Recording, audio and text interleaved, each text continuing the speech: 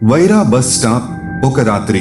అది 1996వ సంవత్సరం.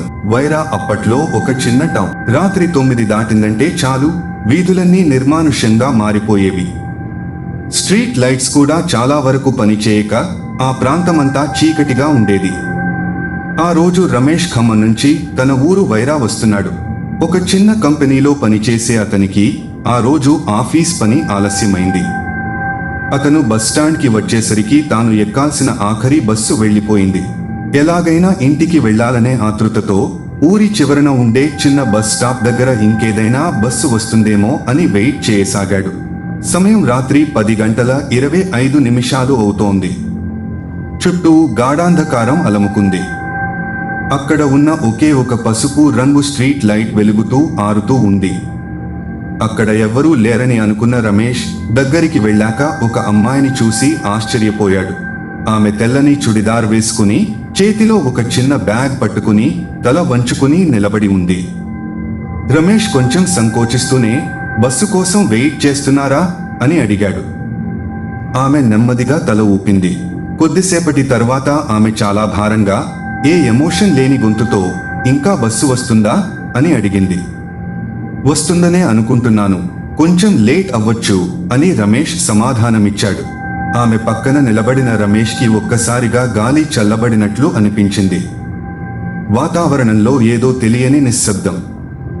మీరు ఎక్కడికి వెళ్ళాలి అని రమేష్ పలకరించగా ఆమె కేవలం లోపల గ్రామం అని మాత్రమే చెప్పి ఆగిపోయింది.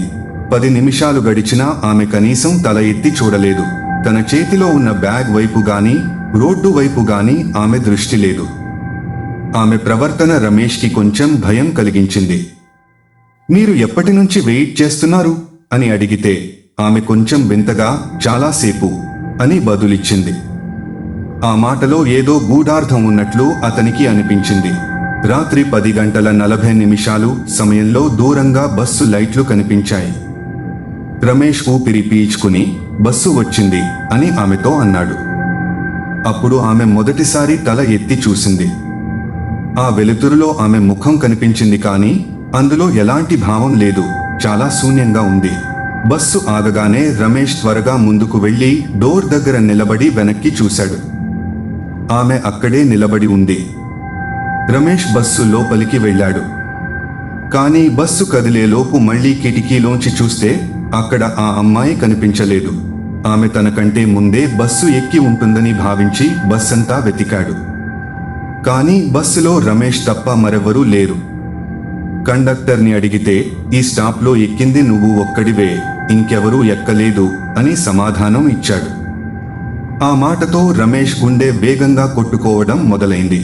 మరుసటి రోజు ఉదయం వైరాలోని ఒక టీ షాప్ దగ్గర కూర్చున్న రమేష్కి 2 వ్యక్తులు మాట్లాడుకోవడం వినిపించింది. మళ్లీ నిన్న రాత్రి ఆ బస్ స్టాప్ దగ్గర ఎవరో కనిపించారట అని వారు అంటున్నారు. కుతూహలంతో రమేష్ వారిని పలకరించి విషయం అడగ్గా వారు ఒక భయంకరమైన నిజం చెప్పారు. సరిగ్గా 2 ఏళ్ల క్రితం ఇదే రోజున ఒక అమ్మాయి రాత్రి పూట బస్సు కోసం వెయిట్ చేస్తూ యాక్సిడెంట్లో అక్కడికక్కడే చనిపోయిందని చెప్పారు. ఆమె తెల్లని డ్రెస్ వేసుకుని చేతిలో చిన్న బ్యాగ్ పట్టుకుని ఉండేదని వారు వివరించారు.